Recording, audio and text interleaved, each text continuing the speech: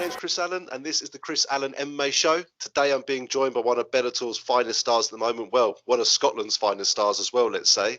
He's fighting his way through all the ranks at the moment. He had a fantastic career so far. It's Mr. Chris the Bad Guy Bungard. Hello, mate. How are you?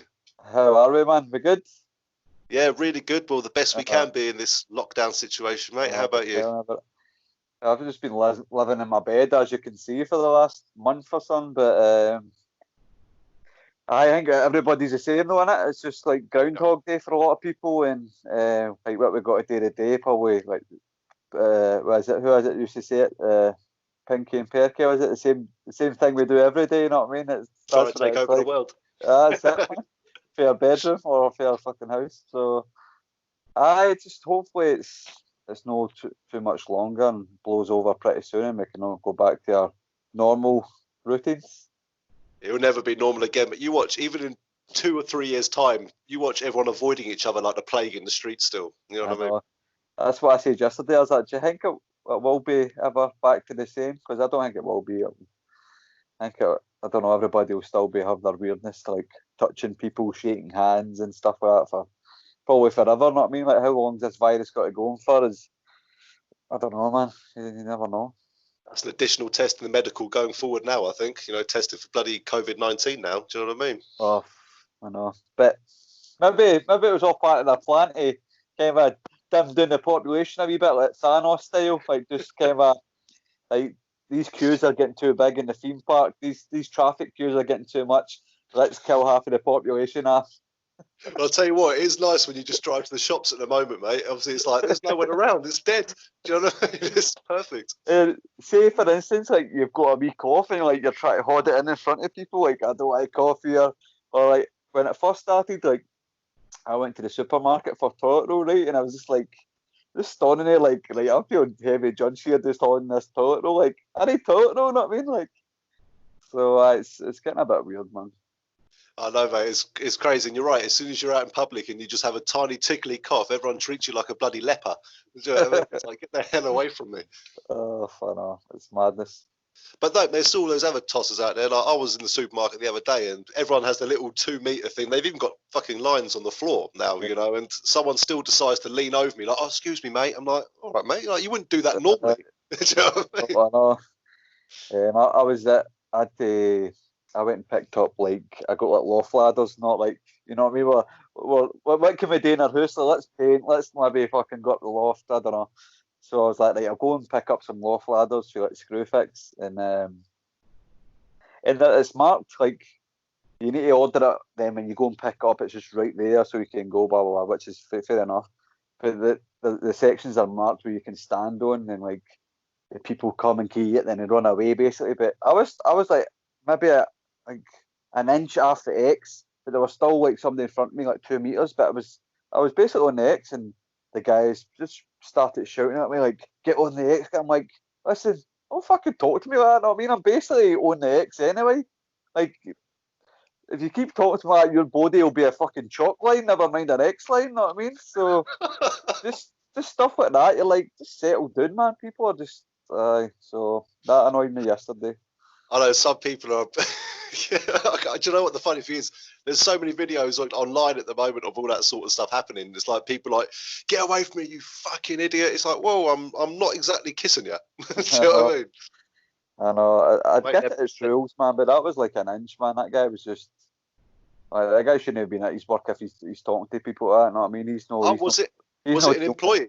Was it an employee? Yeah. Right. Okay, I thought it was a customer. It was a guy on the other side of the table, man. I'm like, what the fuck, man? I was like, I'm ready. You'll be going up that loft with these ladders fucking in a body bag. I can't. Do you not know who I am? I know. I had my flip flops on, and I was just like, listen, mate, relax, man. Fucking relax. I'm just in my bed, know what I mean? I'm not like rolling about fucking getting COVID after you, man. Oh, well, you still got the Bellator gloves in the background, mate, sporting them. That's what we like to see. Do you know what I mean? So got a bit of ACB. It's like ACB, Bellator. They're actually Paul's UFC gloves. He signed both. One's for London and another one's for Philadelphia, where I cornered him. So I jumped in the cage when Paul won. It was like last seconds. So he gave me a glove for each fight and signed it. I'm going to get them framed when I'm out my house is getting. I've got a new house getting built there now. So Nice.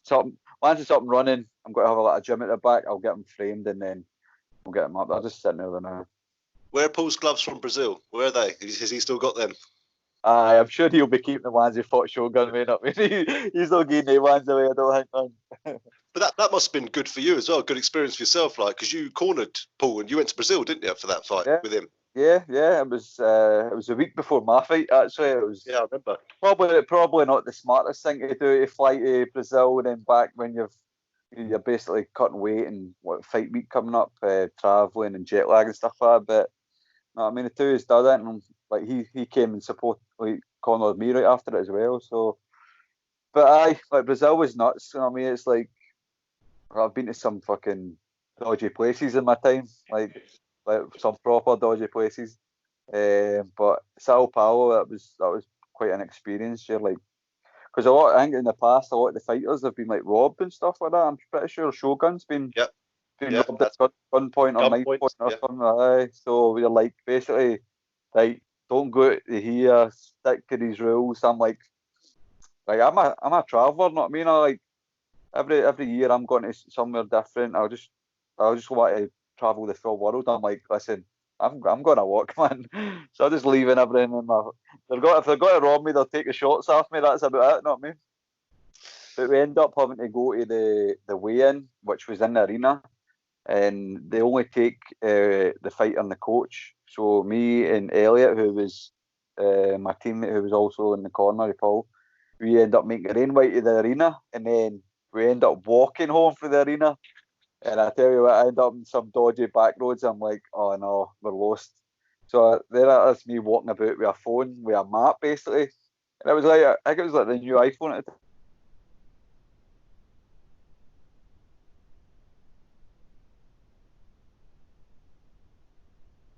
attacked, or I'm getting my phone took off me or something. And then it went dark, and then we got lost, and so it was a challenging experience. I was just thinking, oh, and the day is just outrun Elliot because like I've just got to trip him up, and then if anybody's getting done, he's getting done, and I'm off. Know what I mean? But we got back safe and sound in one piece, man. But it was some experience, Brazil. Even the arena, like for fight time, like we were in this wee warm up. It was like a jail. It was like prison breaks. See where they go to like the sauna prison in like Yeah. fucking Panama, and that's what it's like. Like it wasn't a proper warm up, but you could hear like outside, like because you're right beside the arena, like you could just hear the Brazilian crowd, and you're like, this is like something out of a film. Like you're in like basically enemy territory. It's just a couple of yous, and you're fighting their hero. Know what I mean? But walking Yeah. out, they're like, I remember one. I remember walking out like the first guy that was hanging out like the stairs was just like, "You've got to fucking die, Paul Craig." That's what he shouted, and I just looked up. Paul's in his own right. Paul's always in his own for walkouts, but I'm very I'm very energised. Like even for Paul's or for mine's, I'm interacting with the crowd. I'm going like the pro wrestling route. Like let's get it going a bit. So as soon as that guy shouted that, I just done. Fuck that idiot, man. I just pointed at fuck that cunt. I think I gave him a finger or something. I'm just don't listen to him, Paul, man. Get switched on. So it was quite hostile at one point. How was it? That's quite mad, to be fair. Those Brazilians are tough guys, mate. I mean, I remember many moons ago when Matt Brown fought over there from the UFC. He actually got hit two or three times in the back of the head while he was walking out through the crowd. I don't know if you remember that, but that was shocking. Yeah. And then I think the guy's jiu-jitsu coach tried attacking him and his coaches at the end of in the car park or something. You know, it's Aye. those fans, man. I'm glad you two got out there alive. It just must be the tough Scots, man. That must be the only thing that got you through. How was the reception for you guys? Like just generally out and about? Did you go to any bars or anything like that after the fight? Well, cause I was fighting. I ended Of up. course. We went into the hotel. We toasted. We always do a toast in the hotel after it with a few beers or whatever. I think I toasted like an energy drink or something, or like a water. And they had a beer. They went out, had a great night with Michael Bisping and that. They were on the whiskies and that, and I was lying in bed fucking raging. But I do remember when I left the cage in Brazil, I think I started doing in the UFC when I called Paul. Like I looked for like a child or a younger person in the crowd, and I'll give him some of my UFC gear that I'm wearing.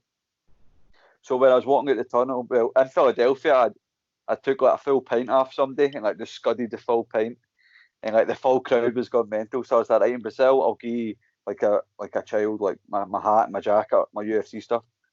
So I was just looking in the front row, and like they were all kind of older, and I just seen like a young boy. So I jumped the barrier, and like I see all the Brazilians going a bit like, oh, what the fuck's this guy doing here?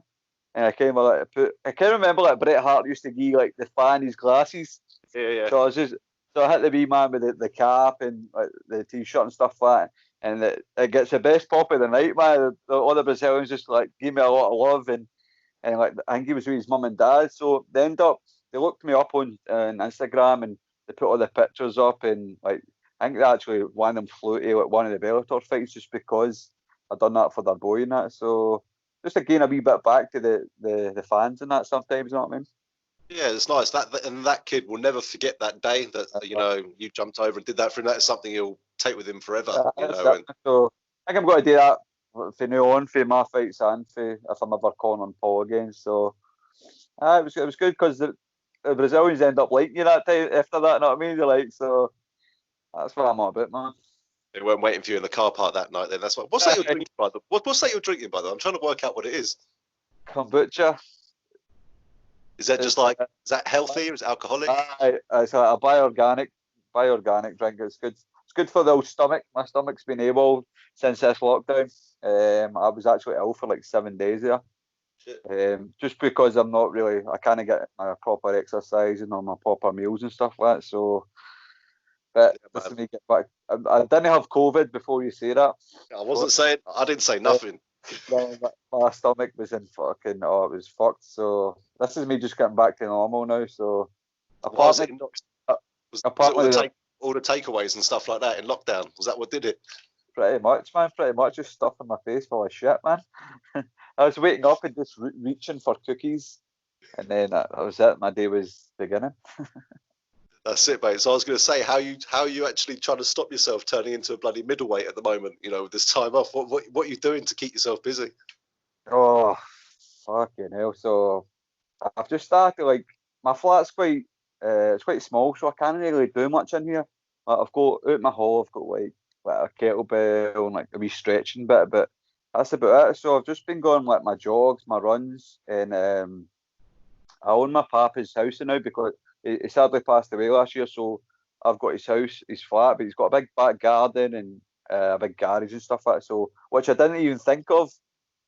Basically, where I live, it's like a communal garden, right? But the neighbours. I know you maybe not get this, but in Scotland we've got a thing called devil dog, right?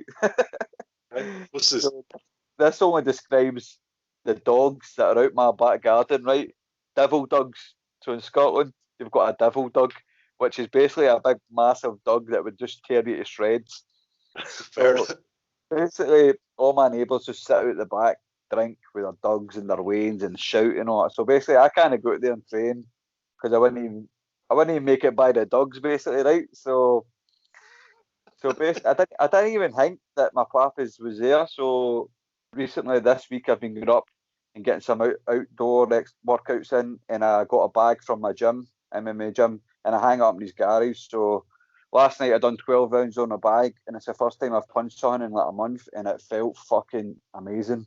It wasn't the best workout, but it was just to get moving and just to get some sort of sweat up in, punching, kicking, knee and elbow in the bag. And so hopefully I'm going to start getting a better routine where I can go there this day, I can do my jogs and my kettlebells and that. So that's what stopped me from hitting the old 90 kilograms. I thought we were going to come see you come back fighting at 93, after this is all done.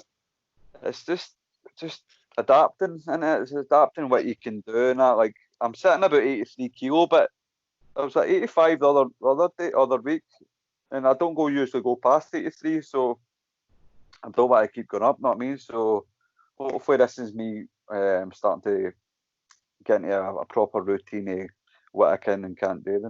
Well, because usually you're doing quite a lot of active stuff. If you're not training, so you're always training at Hit Squad quite regularly. You're fighting at Bellator. sometimes 3-4 times a year sort of thing, as well as other organisations as well, you know. And I know you like to indulge a little bit of Sunday League, don't you? Football as well. Yeah, that's right. I saw your goal. I saw your goal. Don't worry. You're on the when it was 6-0, wasn't it? You won. Was it one? The last game. Yeah. So what it is now, see, because obviously everything's cancelled. So I've been playing football all my life. So this is a year my team we've got to the semi-finals of the Scottish Cup. The Scottish Cup's what everybody wants to play in. It's the best tournament in Scotland, blah blah blah. So we've got to the semi-finals, and I think it's all got to get scrapped because of obviously what's going on here. So the team's gutted that if that's the way they're going to go down with it. You get that far, and then the year you get that far, it's got to be fucking cancelled. You know what I mean? So it's a bit bittersweet now because we're top of the league and all, so we don't know what's going to happen with that. We were in another final. This is the year we were going to win everything, and it's got to be like one of the best things a team's ever done, and then we get hit with this shit. You know what I mean? So Are you doing this? Sorry, mate. Carry on. So it's a bit of a downer, just not being able to possibly win the biggest trophies in Scotland. You know what I mean? Yeah, man, I bet. No, it must be. I said, just not competing for you is generally quite strange anyway, isn't it? You know what I mean? That you're always out competing and you love competition and you will always fight anyone, you know, like we've seen in your recent fights. You know, you're happy to step up. And I was actually going to, one thing I want to mention about the football thing is obviously condolences I know about your grandfather in December. You mentioned before at one of the fights, you know, it was a tough time for yourself, but wasn't there some, I don't know if it's the newspapers, but was there some twat who made a comment on the field about that or something like that? So I remember reading some comments. So that was in the Scottish Cup. We played a team for like the other side of Scotland, and they came through. Basically, it was like a sub at the side who was like the team's captain, but he wasn't playing that. He was on the bench that day or whatever. And he was just basically, you know, he was just. I think it was the fact he was a Rangers fan, and I'm a well-known Celtic fan. So basically, he says, I just want to go in the park and I want to mark Chris Bungard and just ask him how his papa was. But what she didn't know was like somebody that I know was standing right behind him. So they came up and told me, which probably wasn't the best idea, and it kind of went a bit pear-shaped for them. I'm sure they obviously don't know. They don't know enough about you, mate. These people are off their heads if they can think they can do that. But he's a Rangers fan. What do you expect?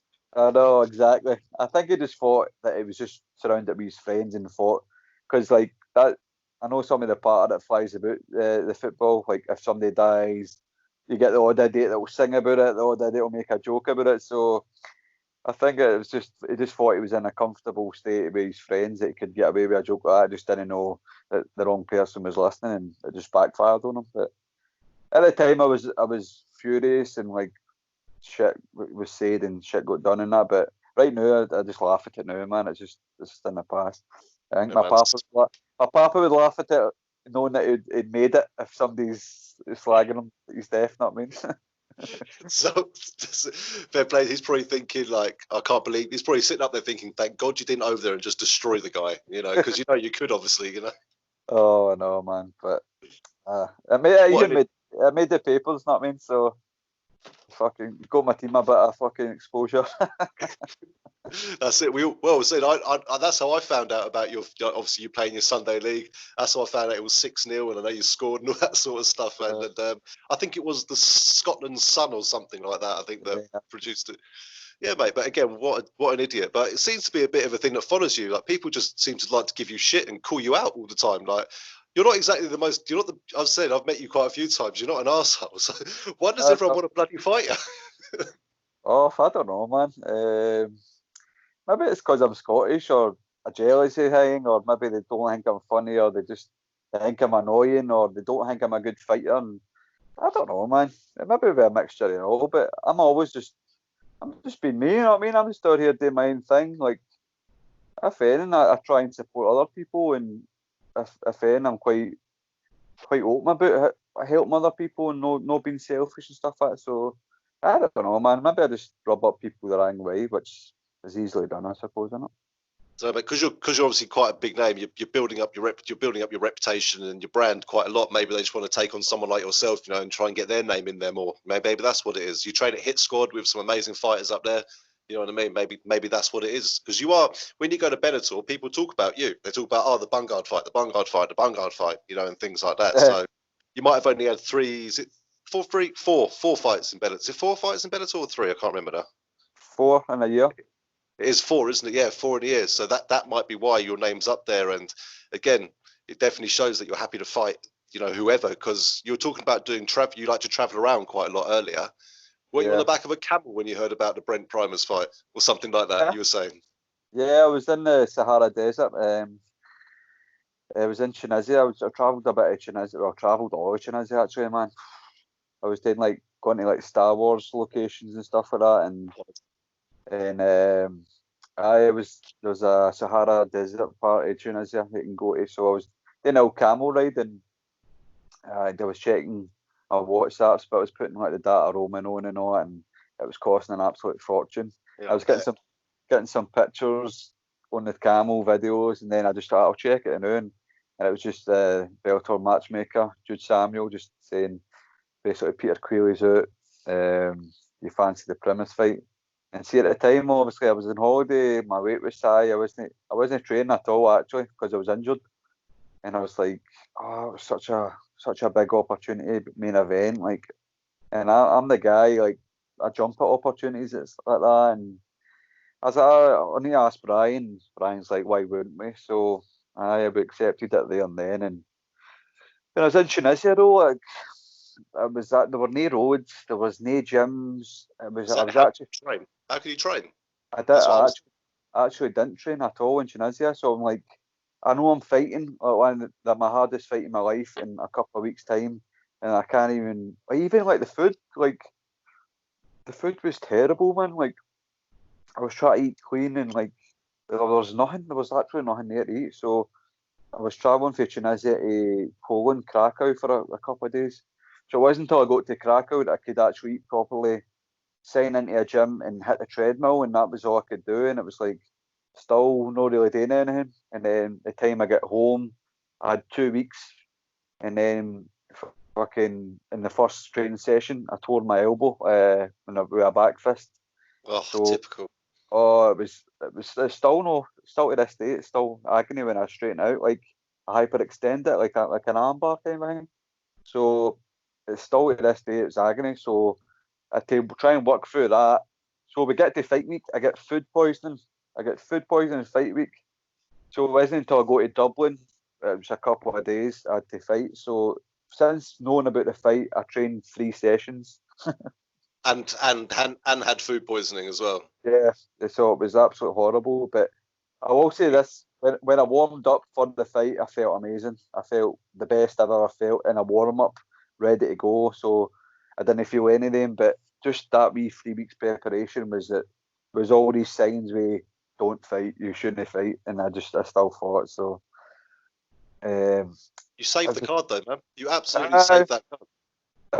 It brought a wee bit more excitement. Like, oh fuck, Bungard's in. Like, he's fighting Brent Primus, world class, former champion, main event. Like, it brought a wee bit of excitement for me as well. Like getting in there. And if I could walk out like the way I was, the shape I was in, against like a guy like Brent Primus, like who would I not walk out to then? Know what I mean? Like when I'm fully fit, anybody in the world. So, and I had my wee motor. I know it was a short fight, but like I still nearly knocked him out, and I still nearly submitted him. So I was going for the kill, like I always do. So I don't think that side of my game will ever change. But I can remember watching it back in Sky Sports, and it was like when I was landing elbows, Brian was shouting, keep elbowing, when I then jumped in the guillotine. So we've taught you stuff like that is like where I should really be more switched on to what am I got to do here. How many times has this guy been in these positions of getting guillotined? And if or when he gets out, I'm in the bottom. So it's like wee things like that. Then I need to kind of get better at and probably listen more to my coach instead of going for the kill. But on the other hand, going for the kill is how I've won most of my fights. So it's a tough one. That's it. It was a tough, but again, it just shows that you're even with all the food poisoning and all that, you never made an excuse and you didn't pull out the fight. You still turned up and did what you did. And I reckon, to be fair, even with an extra maybe like a week of training solid, you would have been able to look into the fighter more, prime us more, and be able to know what and not to do. But again, that's all in hindsight. But again, you've got to think to yourself, you main evented, massive event, Bellator Dublin, mate. That must have been just pretty cool in itself. I've got friends in like Colorado, and they're like, I just seen an advert on the telly for you fighting. Like my mates in America, like you were just on my telly there saying that you're fighting this weekend. So that was even like the Bellator shows the week before had Bungard all over the canvas. I'm like, this is madness. What is going on here? So, but just to even share the cage and get a feel of him, like I still like the game plan was obviously we knew where he was strong was when he gets back control, like he's solid grips, his squeeze was good. But when I was defending the choke, fine. But when he went across the jaw, he told me after it, Brent told me after it, like in the gym, he's broke 3 guys' faces with his squeeze across the jaw, Brazilian guys. I'm like, aye, I can see that. Why after having that squeeze on me? But whether he's cheating, I don't know. Whether he's got that mad Mexican supplement squeeze on him, I don't know. But it was a hell of a squeeze. But before that, and like leading up to everything else, like I wasn't too impressed. I thought I just wanted it to go a wee bit longer and like get a proper feel at different areas, and because I felt comfortable moving about and that. But that's the level you're in with, and like the wee mistakes can cost you, obviously. But like somebody wins, somebody loses, and I'm happy with how it goes, and that's how it goes. That's how it went that night. Well, he is a former world champion as well, gave Michael Chandler a good run for his money and all. And as I said, you winning that fight, we would have been looking at Michael Chandler maybe with the title next sort of thing. But again, that's irrelevant now sort of thing. But it's still, even though like I think he finished like Chandler and Tim Wilde quicker than he finished me. So he is doing it to get high level guys as well. So it's not as if he's just ran through me as well. So it's a tough one to take, man. But like I still like to fight on a full fight camp or any of the high level guys. Give me 10 weeks on any of them. Like it'd be a totally different fights. You know what I mean? Yeah, I know you don't make excuses at all. I know you never do, but I'm going to make them for you, okay? It was 2 weeks' notice. You're in the middle of a desert. You couldn't train. You couldn't get any decent food. You had food poisoning, and you were going over to enemy territory. Well, it wasn't enemy territory. If anything, you're the hometown boy actually there, because obviously. But you were stepping in place of Mr. Quealy, who I know you and him just get on so well, don't you? And things like that. Oh man, so they had to change their Quealy banners to Bungard. I bet they love doing that. I know. Well, me and Peter used to get on, so I don't know. That's still a touch. That's still a weird one. That caught me off guard big time. But I bet you when they heard that, like, oh, Bungard's in, you'll be like, you bastard. But I seen him. It was in the front row. I was in Dublin for like a week, and I didn't see him at the hotel. I didn't see him at the weigh-ins at all. I'm ready to make the walk. They put the fault. I got the dark out treatment. They put all the lights out, man. It was that pitch black. I'm like, oh yes. Main event time. I looked up the screen and it showed you Peter Quealy on the screen, man. I'm like, the first time I've seen him is just about when I'm in the curtain. Know what I mean? So probably better that I didn't see him. I didn't win, because I'd have probably went out of the cage, and like I probably would have done something stupid, to be fair, but. He's got the Pitbull fight in the show in October now, if it goes ahead, that is. So you don't know what's going to happen these days. But I mean, that's a good fight. You know what you get with Peter Quealy. He's no like me. He's no like you don't know what you're going to get, because it could be a submission, could be a strike. Peter comes forward. He's got heavy hands and he throws, and he's tough as shit. You know what you're getting with every Peter Quealy fight. So that's a good fight, because. Pitbull's he's tough as well, man, but he's definitely unbeatable. Yeah, And you're definitely right. That Queenie fight with you and Queenie, I'd love to see that. That's such a great match fight. Just be interesting. You wouldn't even be able to you wouldn't be able to predict how that fight would finish. I'm sure you would by sparking him out on the floor. But you know what I mean? It'd be interesting to see where that would finish. Because you're both good on the feet. I know your ground game is pretty unbelievable. The level of jiu-jitsu that comes out of Hit Squad is just insane. All you got to do is look at people like your colleagues, like Paul Craig. I'll never ever forget the time when he pulled that guy in the last second of the fight into that triangle, man. That's probably the best moment of UFC for me. Do you know what I mean? Man, that was nuts, man. Ankalaev, man, that guy's a beast, man. He's killing everybody there now. That guy that Paul beat that night, Ankalaev. Yeah, he's a killer, man. He's a future champion. That dude, man. He's legit. So yeah, Paul's obviously a wizard. But my coach Brian's a black belt. Just got some great jiu-jitsu guys in the gym. I started mostly a jiu-jitsu gym, like grappling-based gym. So yeah, it's got a lot of good grapplers in the gym, and they all keep you on your toes. Even the young ones, you're just constantly getting tied in knots after some of these guys. So, and girls, Veronica as well. She's class, man. So. Yeah, some of your up and comers there, man, are incredible. Like I help out with a show called Shogun MMA in County Durham, and we've had a lot of Hit Squad fighters come down there as well, mate. The youngsters, mate, and I tell you what, there's definitely some scary new breed coming out of there at the moment, especially the ground game. The level of jiu-jitsu and ground game with these youngsters is just unheard of at the moment, and that must be great for you to train with these guys as well, because they're probably teaching all you lot new tricks as well. Because they're learning it all as a new breed. Well, my main training partners are 5 amateurs, so they're all lightweights. They're all like 5-0, 6-0, all of them. Michael Blair, 5-0. Jordan Strong, 5-0.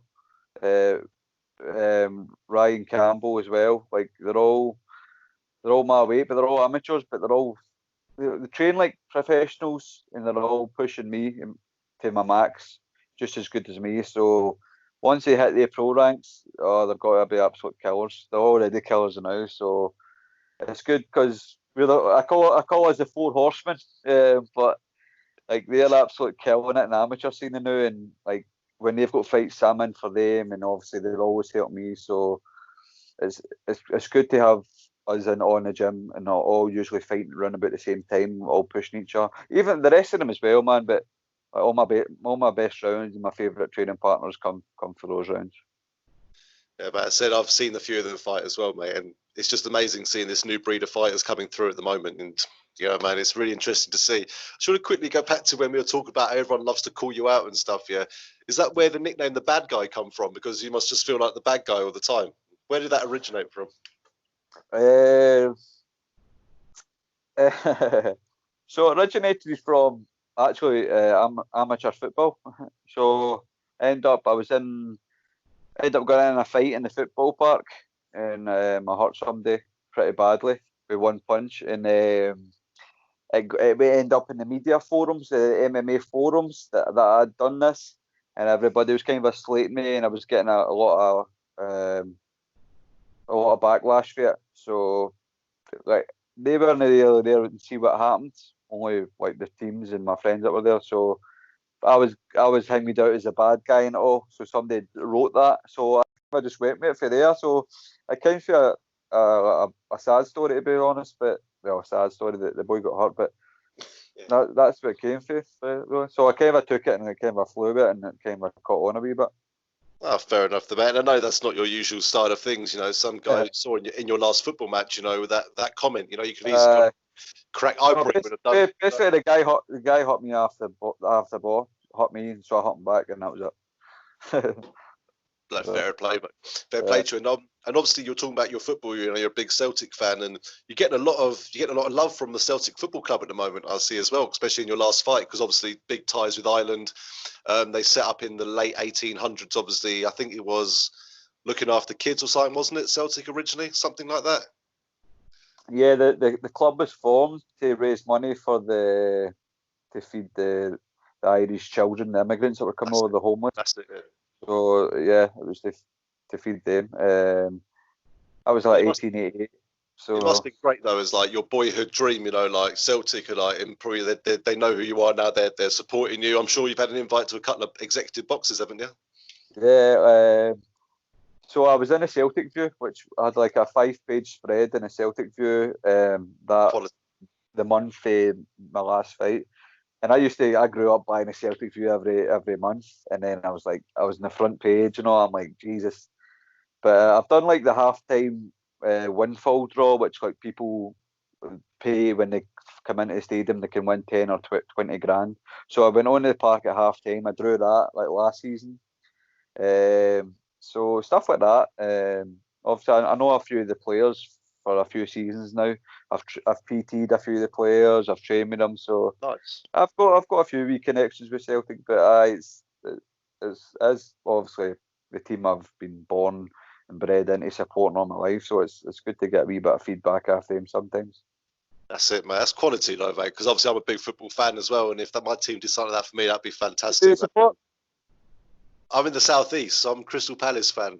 Your past, well, Yeah. they've got like one of the best supports in the UK, though, aren't they? Like for Mate, atmosphere. I sit with the guys with the flags and the drums, man. It's good fun, Yeah, mate. I watched a game like last season, like, where they were losing like 3-0 or whatever. Sorry to say that, but they No, we're were shit. still It's the fine. loud, were still the loudest. They were still singing. I was like, this is amazing. This is what a true football team should be like, man. Yeah, the opposition would score, yeah, but the drums wouldn't stop. They'd still go down. That- like, how do you know what that is your team? Not I mean. That's what's great about. I hope none of the other fans hear this, but supporting a mediocre team as such, because you're not expected to win. So when you're not winning, it's not the end of the world. When you draw, it's like winning the World Cup, and when you win, fuck me, the party comes out. That's it, man. Brilliant. Yeah, man. Um, I love Celtic. There's been some great players up there. I think a few have come to us in the past. I think going back a few years now, sort of thing. But no, mate, it's great that you're still positive where you are in your career. I love the fact that you took your fight on 2 weeks' notice while sitting on a camel. I will never forget that about you now, by the way. And but your last fight before that, when I was there, I managed to chat to you afterwards against that Benjamin Brander. Didn't that was only about 2 weeks. I know you were already scheduled to fight Mario Said, but that was yeah, a 2 week that was a 2 weeks notice for you as well, wasn't it? yeah, man. Like, if I sign to fight, then I'm going to fight.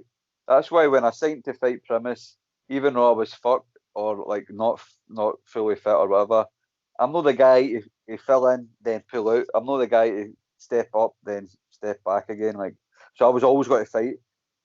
So if I've signed to fight, then I'm going to fight. Like that date in London, obviously I wanted Mario Shahid so much, man. I still do. Like, hopefully we can get that sorted. I don't think Bellator are into it at all, man. They don't want to deal with him because of what he done the last time. So if that's going to happen, that's just through me alone, through pushing it and begging them basically. But yeah, when he pulled out and they got Benjamin Brander in, like, I was just happy to fight, man. I was just happy because so close to a fight, you're doing all that hard work. Even my professional, my early professional career before Bellator, like, when they be fight week, if I didn't have a pullout, honestly, like, I had so many pullouts, it was just natural. So I'd be ready going to fight week, and I would just be like, right, well, I wonder what day it is. Got to be somebody's got to pull out now, and it would happen all the time. So I thought, right, when I get to Bellator, like, it'll be different because it's all a lot of like higher level professionals that really want to fight, that want to get paid really, and it's still happening to this day, man. So I know we're in this game that injuries happen and it's easy to pick up them, and it takes its toll on the body. But sometimes when you're at fight week, you've trained for 9 weeks, you've dieted, you started to cut a wee bit, and then you get the phone call, your man's out. It's soul destroying at times, but like Jude Samuel done the business and earned his money that day and got old Benjamin over for Switzerland, and he got suplexed into next week.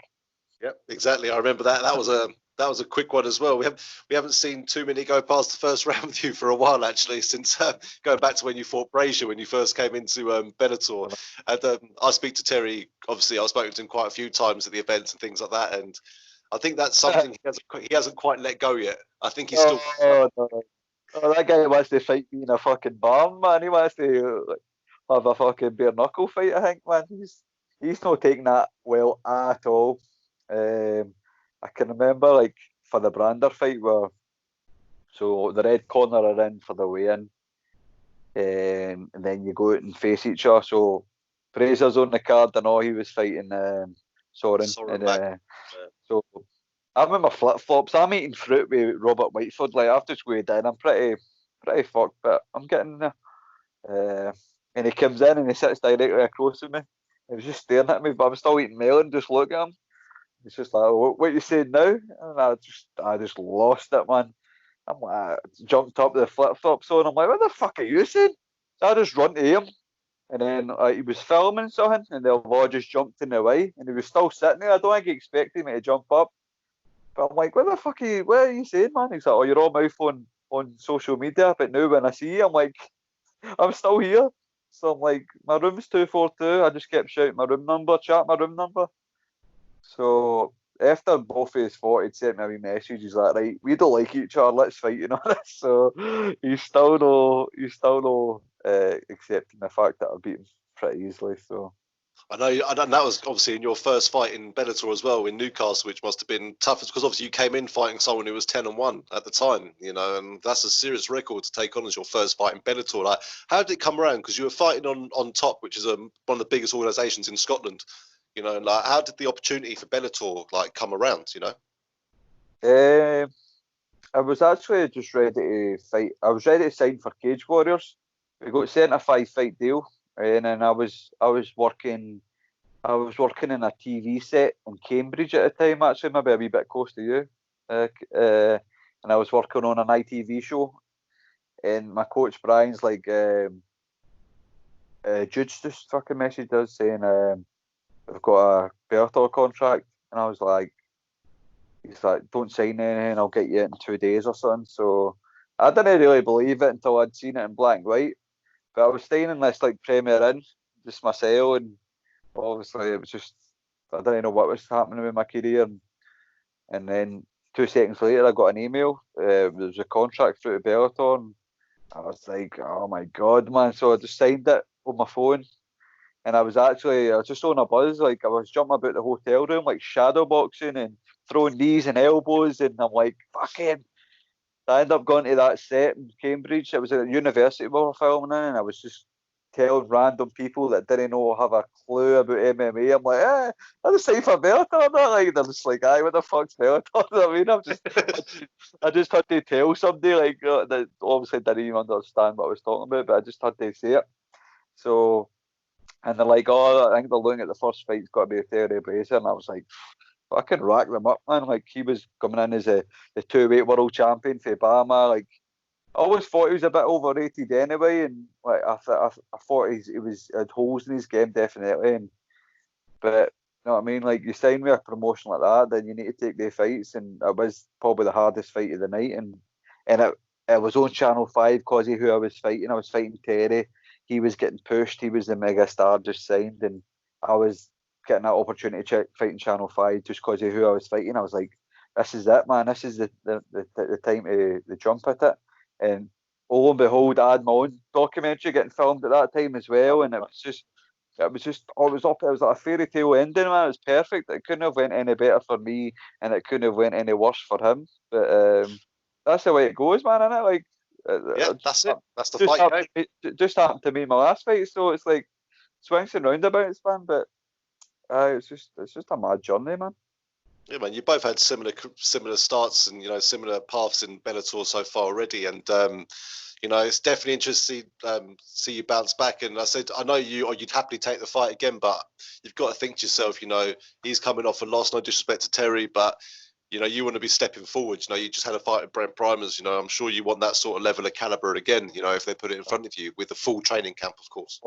Right, definitely. I want to push for this Glasgow card. After being in Dublin, like the crowd, the Irish just love their fighters so much, and I know, like Scotland's a nation that gets behind their fighters, that gets behind their football team, and I know I've got fans out there. I've got thousands and thousands of fans that are begging for this Bellator Scotland card, and I think Bellator maybe think that it's not marketable, but if you're signing Ross Houston, former Cage Warriors champion, Scottish, Chris Duncan, who's just finished 2 SPG guys in Bellator. Robert Whiteford just knocked out Sam Sylvia. They had Callum Murray, who filled in for somebody who got a finish as well. He's no signed, but you're all Scottish. We've all got a big following. Do you not think that we could sell like 10,000 out of the Hydro and create Easily. a crazy atmosphere? Know what I mean? Put me and Mario Saheed top of the bill, or me and Quayle top of the bill. Like that sells alone, man. Like that's enough. Never mind what the rest of the guys are got to bring and who they're got to fight. So I'll push for this until the day I'm no way Bellator, which hopefully isn't a couple more years. But that is I the think fight, though, isn't it? You and Quealy yeah, is the main event in Scotland, man. That would be yeah. the one. Even if they've done like the Bellator are asking what they're going to do, what tournament they're going to do next. Like, let's do a lightweight tournament. Let's do like they've done the featherweight, the bantamweights, and the welterweights and that. Like, let's get a lightweight tournament, $1 million, the title. Like, fuck me and Quealy into that tournament. Know what I mean? Let's see. No, that would be good. I think they should definitely stick with the Grand Prix because you just see that extra level of push that fighters are doing, because like, we're in the semis now. We see it as like football World Cup or that sort of thing. And obviously there's $1 million at the end, which is great. But as much as I'd love to see it in the lightweight, I don't mean to shit on the parade, but I've got a feeling they're going to do it for the middleweight because obviously that title's a bit up in the air at the moment, isn't it? With obviously Lafayette Junior disappearing. But I think they should just do a Grand Prix for every weight class and let's just do it all like that for now. Because it worked. Look how well the other ones did. Everyone was tuning in to watch them. Even if you weren't supporting any of the fighters, everyone was watching those Grand Prix, And that'd be fantastic. And as you said, let's start it off in Scotland, the Grand Prix of Scotland, mate. That would be even better. I know, like, I'm just pestering them, though, but I'll just keep saying it because, I mean, I can see why they go to Dublin. Like, John's got a lot of pull over there with all the SPG guys, and they're quite marketable. The fans always come out in their numbers for like James Gallagher, Kiefer and stuff like that. So that's marketable. London, they've got a lot of fighters in London, but sometimes the show doesn't sell too well in London, depending how the card goes. They end up in like Genoa and Israel, Birmingham. I'm like, come on, man! Like, just come to Glasgow once, and then you'll you'll always go back. You know what I mean? So I think I'm annoying them now. Like every time I see Dave Green and like Jude Samuel, I'm just pestering the life out of them. Even Scott Coker follows me on Twitter and that now. I'm just constantly private messaging him like, right, Scott, get your ass up to fucking the Hydro, man. Come on. Well, those questions are definitely being asked in the media room as well, because when David Green comes out and has a chat with us, it has been mentioned to him, when are we going to bring the UFC to Scotland? Bellator to Scotland, because the UFC have come to Glasgow a number of times. You've got Joanne Calderwood up there, Paul Craig, big names like that. But let's be honest, there's probably more Scottish guys at the moment in Bellator than there are in the UFC at a higher level, if you make sense. So why don't they look at see how well UFC do in Glasgow, which is always sold out. You know what I mean? So Bellator, I think you need a bigger stadium, to be honest with you. Yeah, I know. And it won like the Ariel Helwani Awards gave Glasgow the crowd of the year, like when it was here. So it's like that's like one of the top awards for it. So people know that it's a good crowd. I remember the first time I was at it, and the atmosphere was great. Stevie Ray won that night. Robert Whiteford won that night as well, and I can remember the atmosphere. I can remember the atmospheres in Hampden, Celtic Park, Ibrox, all these stadiums when they've got like 50,000, 12,000, whatever. It's electric, and I know they would just be as good as Ireland. They just have to have a wee bit of faith in us all. Like I know you put me at the top of the bill with any of the guys I mentioned. Like I know that would sell like that. Put Chris Duncan there, Robert Whiteford there, Ross Houston. It's just they've got support as well. So it's just it's stupid. You see the following Ross Houston had also in Cage Warriors as well, mate. And he's got some massive following there now coming over to Bellator, man. It's going to be you're right. It's actually quite a simple thing, really, isn't it? Like, why don't you bring it there? But let's hope it does get there eventually, and hopefully by the time all this madness is stopped, we can start going out again, however close that will be. Let's hope they do bring it to Glasgow later on in the year. That would be absolutely fantastic, and hopefully we get a Grand Prix. If not, I want to see you fight Peter Quealy, or I want to see you fight that Mario Saeed if they let him back in again, because that would have been a great fight as well. Yeah, man. But we'll see, man. But again, see where I end up taking the premise, right? Mario Saeed messaged me, called me a pussy. How As you a soon as pussy it for was, taking that fight? I 2 weeks know, notice.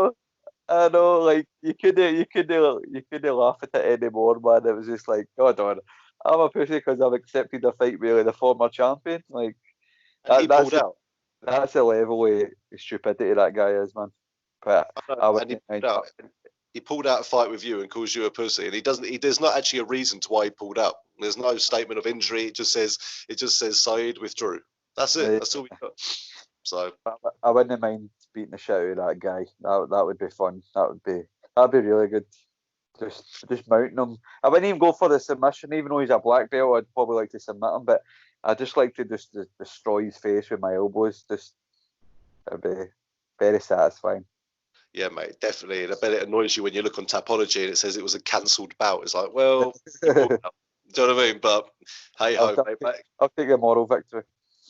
And obviously he's coming off like a 3 or 4 fight win streak anyway, so that'd be nice to end that for him, I'm sure. Don't get me wrong, all three of the 4 are against negative record fighters, but you know.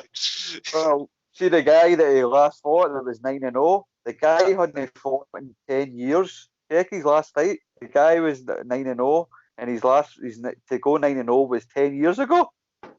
He only fought in 10 years. He's like, I just beat a guy that was. I was like, he's a couch potato for the last 10 years. I mean, Yeah, you're right. 10 years, and the last fight he had in 2010 was a guy who was 6-10.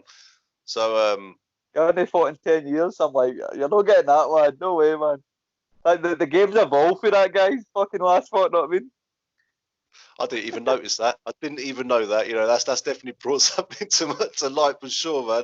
But and also, and he couldn't even finish the guy. But anyway, I don't want to keep shitting on Mario Saeed, you know. But Fuck that whatever. guy. It will come. His time will come, I'm sure, man. But just before I let you go, mate, I want to firstly say, like, thanks very much, man, for coming on and having a chat. It's actually nice to have some human interaction, to be honest with you, mate. I'm not going to lie, have a chat about MMA and things like that. So it's Normality. yeah, mate. It's actually a little bit of normality for the last, what was it, just under an hour. So thank you very much, man, for giving up your Thank you time. very much.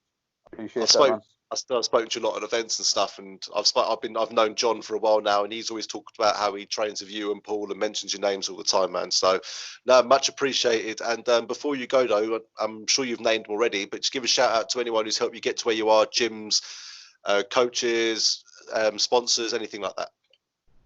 Oh fuck. That now. I always fucking forget them, but nah, just Ryan Gallagher, just Sam, all the guys helped save my life, change my life. Scottish Hit Squad, everybody, all my sponsors, past and present, even the ones that don't sponsor me anymore, like they've all helped me in some way to get to where I'm at. So I'll always be forever grateful for that. That's it, mate. And good luck with your football career as well. Let's hope you win some finals there as well, mate. Do you play football in between your fights, like while fighting and stuff? You do it between fights at all? When I'm in fight camp, well, about 4 weeks out, I'll stop playing football to a fight. But I don't tell anybody that. You'll fight injured anyway. We know you will, mate. So we're not worried about that sort of thing. In fact, I have been doing though, like in the lockdown, is building a Lego Death Star. You know, obviously you're a Star Wars. That actually sounds like something I'd love to be doing right now. Yeah. Oh, look at that, mate! Bloody hell! That's one part of it, and I'll show you like the other part of it there. So to open it all up. How big is it? Oh, it's huge, man. It's absolutely huge. So it's like 4,000 pieces. So I thought, right, since I've been a wee guy, I've always wanted to build the Lego Death Star. So they don't sell this anywhere. It was out 20 years ago, so I had to buy it off eBay and got heavy ripped for price, but I won't go into that. So I was like, right, quarantined in. This is perfect. So I got to the end yesterday, and as I went to put it together, I'd fucked up basically 2 parts of that big thing. So there are two mistakes in it. Both of them, so I need to basically rip it all down and start again. Oh well, you got plenty of time, mate. That's what I was going to say. I've got all the time in the world. So once that's finished, then I'll get a big picture up. But it's huge, man. I was going to keep it for my new house. I'm not going to have like a cinema room. So I was like, will I sell it or will I just keep it for that? So I think I maybe keep it for that. Can you imagine that with the removal people, right? If you drop that thing, I'm going to drop you. That is so fucking, it's dodgy, man. Like, instead. Aye. Oh, But well, man. that's what I've been doing in my spare time in this quarantine. Yeah, mate. Fair play to you, mate. Fair play for keeping sane, mate. And let's hope this doesn't last for too much longer, man. But again, mate, thank you very much for your time, mate. It's actually been an absolute pleasure chatting to you, Chris. And can't wait to see what the future holds, mate. Really can't. Same, man. Thank you very much, and hopefully I see you at a future event. Well, I would have seen you at Bellator London, but anyway, that's obviously been cancelled. Were you scheduled for that fight? I don't think you were you? I was going to Bellator in San Jose in California. Oh, really? Oh, nice. I wasn't fighting. I was watching. Okay, no worries. I'm going to say, do we get an accidental fight announcement there? But no worries. I But was going to jump into the cage and maybe start some shit with some of the Americans, but it's kind of happened now. Not I mean. Well, some of them probably know you are anyway, mate, from obviously the Brent Primus fight. So I said your name's probably getting over there as well, man. But let's see what the future holds, man. And I hope you get Queally or Saeed. I doubt they'll bring Saeed back, but let's hope for the Peter Queally, Glasgow headliner, you, Duncan, all them guys, mate. That'd just be quality. Let's get Hit Squad down there. Beautiful, man. Thank you very much. Cheers, Chris, mate. Have a great day. Cheers. Thanks.